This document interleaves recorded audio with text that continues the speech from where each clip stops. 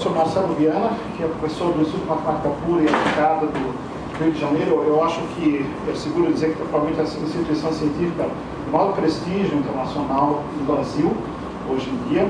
E o próprio professor Marcelo Viana é um dos mais eminentes matemáticos brasileiros, na verdade, um dos mais eminentes matemáticos a nível internacional na área de sistemas dinâmicos.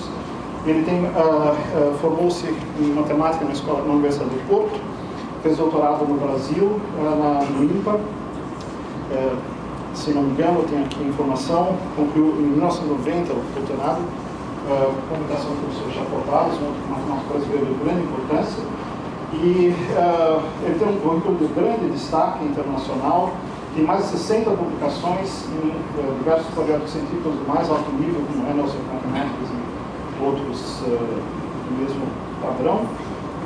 Muito me impressionou ao ler a biografia dele, que ele já orientou nada mais nada menos que 21 doutoramentos, que é certamente algo excepcional. E é um grande prazer para nós termos aqui a presença dele para falar para nós do nosso convite à física. Eu queria agradecer mais uma vez a vinda e passar a palavra então ao Marcelo. Bom, boa tarde a todos. Está funcionando? Ótimo. Bom, eu que quero agradecer esse convite, essa oportunidade de vir aqui, em particular ao professor João Caraça, e a chance que ele me dá de falar com uma audiência jovem e um pouquinho distinta daquela que eu tenho o hábito de falar. Eu já fiz essa apresentação em outras circunstâncias e eu costumo dizer que, como é bem sabido, a física é uma sub-área da geometria. Eu não vou ousar dizer isso aqui hoje, que eu estou em minoria, mas essa frase serve de conexão para explicar qual é a conexão que os temas que eu vou apresentar têm com a física. O professor João Barata mencionou Minkowski. A partir de Minkowski e a partir de Einstein, sabemos que a teoria da relatividade é essencialmente uma teoria geométrica, e essa é uma parte da conexão com os temas que eu vou apresentar. O título principal é Conjectura de Poincaré. Conjectura de Poincaré, que eu vou formular daqui a pouco, é um problema antigo em matemática, um dos mais famosos. Eu vou falar um pouquinho sobre a história. É uma história muito rica porque começa no início do século XX e termina no início do século XXI, praticamente 100 anos depois de ter sido formulada. A conjectura foi resolvida, foi demonstrada, e é uma história rica durante esse período, esse século que transcorreu entre a formulação e a solução, mas também é uma história rica a partir da solução, porque bom, aqui eu estou entrando um pouquinho na área da fofoca, mas a partir do aparecimento da solução da conjectura de Poincaré aconteceram vários episódios um pouquinho rocambolescos que fizeram com que acontecesse uma coisa meio inusitada, que é um problema de matemática ser mencionado com grande honra no New York Times, na revista New Yorker, e praticamente todos os grandes jornais do mundo, incluindo jornais não tão grandes como os tabloides britânicos. A matemática alcançou fama junto do grande público. Isso teve tudo a ver com a conjectura de Poincaré. Então, a minha apresentação vai ter 4 partes fundamentais. No primeiro capítulo eu vou introduzir as noções cruciais, inclusive para poder formular a conjectura de Poincaré. Talvez aqui eu vá um pouquinho lento demais. Essa apresentação foi preparada para um público menos culto do que esse que eu tenho aqui, mas assim mesmo eu acho que é bom repassar as ideias, as noções fundamentais, para termos certeza de que temos uma notação em comum. Em seguida eu vou falar de um problema que está por trás da conjectura de Poincaré, um problema mais amplo, que é o problema da classificação das variedades. Na terceira parte da apresentação, finalmente, eu vou falar sobre a conjectura de Poincaré, sobre o que é que ela diz.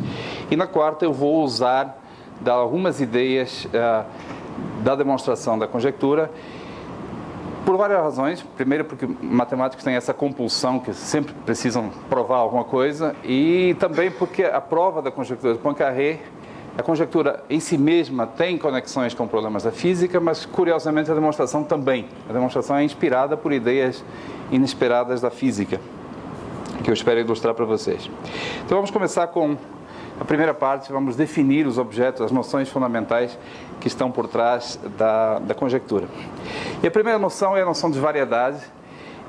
Variedade, em poucas palavras, é uma palavra meio infeliz, uma tradução de manifold em inglês. Uma variedade é uma superfície com várias dimensões. O modo como podemos definir de maneira não técnica é que é um espaço em que a posição de um ponto pode ser caracterizada usando um certo número de coordenadas, e o número de coordenadas que nós utilizamos é chamado dimensão da variedade. Por exemplo, se nós queremos localizar um ponto sobre a superfície da Terra, nós precisamos dar dois números, a latitude e a longitude. Esses dois números, essas duas coordenadas, caracterizam a posição de qualquer ponto.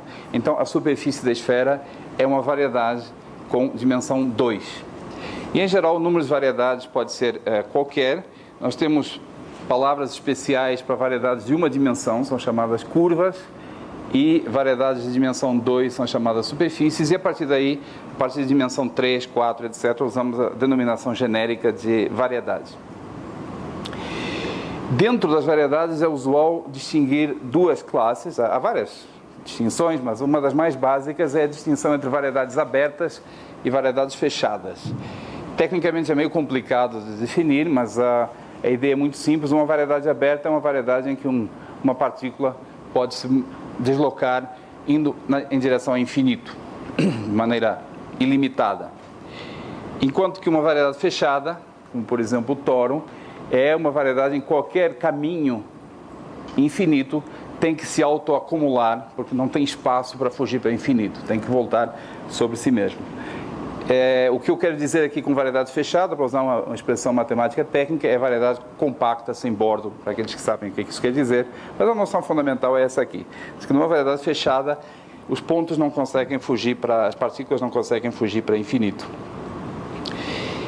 Essa é uma pergunta que me fazem muitas vezes, sobretudo para alguém que não sabe o que é uma variedade. Por que essa é uma noção importante?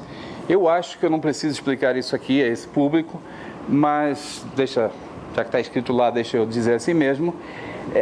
Essa noção é absolutamente fundamental, porque sempre que nós queremos, essencialmente sempre que queremos modelar um sistema experimental, o espaço de estados do sistema é uma variedade. Um sistema físico, por exemplo, é sempre descrito por um certo número de variáveis, um certo número de graus de liberdade, e isso significa exatamente que o espaço de possíveis estados dele é uma variedade. O número de graus de liberdade é a dimensão dessa variedade. Por exemplo, um dos sistemas físicos mais simples que existem, o pêndulo simples. O estado do pêndulo é descrito por duas variáveis. Uma delas é a posição do pêndulo em cada instante, aquele θ que está ali, que é uma variável angular, que descreve a posição. Mas se eu quiser descrever o estado do pêndulo, eu preciso dar mais uma informação, que é a velocidade com que o pêndulo está oscilando.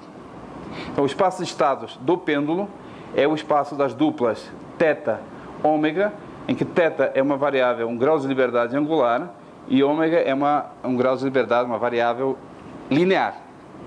E esse espaço de estados é fácil ver que corresponde a uma superfície bem conhecida, que é o cilindro, em que a coordenada linear corresponde a essa coordenada na direção longitudinal do cilindro, e a coordenada angular corresponde à direção transversal do cilindro. Então temos um exemplo muito simples, absolutamente básico, de um sistema físico cujo espaço de estados é uma variedade, a saber, nesse caso, um cilindro. Então essa é uma das motivações que eu costumo mencionar para explicar por que é importante estudar variedades e entender que variedades é que existem. Mas há talvez um argumento ainda mais pesado, um argumento mais forte, que é que nós todos vivemos dentro de uma variedade.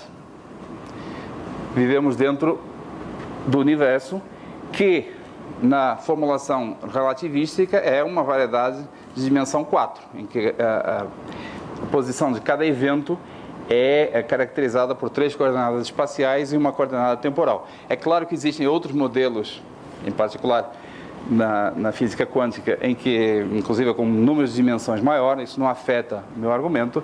Vivemos todos dentro de uma variedade, e Há muita gente que considera que a maior pergunta em aberto na ciência atual é se essa variedade na qual nós vivemos, o universo, é uma variedade